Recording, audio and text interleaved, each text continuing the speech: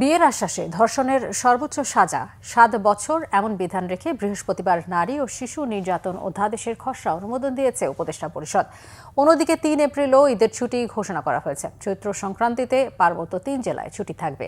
সমতলে বাস করা সাঁওতাল গারোরাও এই ছুটি ভোগ করতে পারবেন। আরও জানাচ্ছেন জাহাঙ্গীর আকান্তা।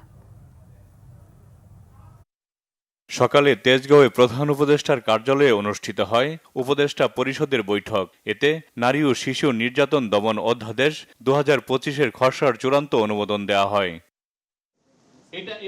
পরে বাংলাদেশ ফরেন সার্ভিস একাডেমিতে সংবাদ সম্মেলনে প্রধান উপদেষ্টার প্রেস সচিব শফিকুল আলম জানান, আইনটি চূড়ান্ত করার আগে নারী সংগঠনগুলোর মতামত নেওয়া হয়েছে।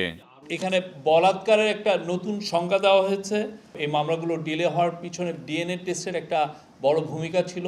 তো সেই জায়গাগুলো কিভাবে অ্যাড্রেস করা যায় সেইগুলো মেজার নেওয়া হয়েছে। এবং অ্যাট দ্য সেম টাইম আপনারা জানেন যে আমরা নতুন 2টা ডিএনএ ল্যাবও আমরা করতে যাচ্ছি।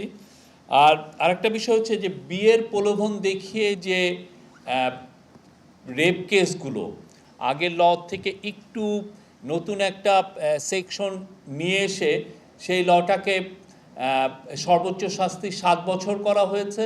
এবং সেটার ক্ষেত্রে আরও যা যা সেফগার্ড নেওয়া যায়, যে সমস্ত সেফগার্ড মেজার এই লর ক্ষেত্রে নেওয়া দরকার সেগুলোর ব্যবস্থাও করা হয়েছে। তো আমি ক্যাবিনেট অবশেষে এটা আজকে পাশ করেছেন। উপদেষ্টা পরিষদে পবিত্র ঈদুল ফিতর উপলক্ষে একদিন এবং চৈত্র সংক্রান্তিতে একদিন সরকারি ছুটি ঘোষণার সিদ্ধান্তের কথাও জানানো হয় সংবাদ সম্মেলনে। জনসাধারণের সুবিধার্থে আমরা অলরেডি জানিয়েছি যে 3রা এপ্রিল ছুটি ঘোষণা করা হয়েছে।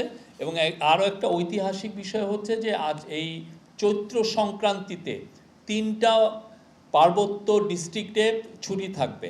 আমরা তো এমনিতে তো পয়লা বৈশাখে থাকে, নির্বাহী আদেশে একটা ছুটির বন্দোবস্ত করা হচ্ছে। এবং এই ছুটিটা এই আমাদের সমতলে যারা জাতিগোষ্ঠী আছেন বাঙালি ছাড়া, যেমন ধরেন সাঁওতাল, খাসিয়া বা গারো, তাদের জন্য এটা প্রযোজ্য হবে। প্রধান উপদেষ্টার প্রেস সচিব জানান, সরকারি প্রকিউরমেন্ট সিন্ডিকেট করে কয়েকটি কোম্পানি কাজ পেত আগে। সেখানে বেশি প্রতিযোগিতার বিধান রাখা হয়েছে। ই টেন্ডার বা দরপত্র 60 থেকে 100 উন্নীত করার সিদ্ধান্ত হয়েছে। প্রধান উপদেষ্টা অধ্যাপক ডক্টর মোহাম্মদ ইউনূসের চীন সফর ঐতিহাসিক হবে বলে আশা করেন তিনি। জাহাঙ্গীর আকন্দ, বাংলা ভিশন, ঢাকা।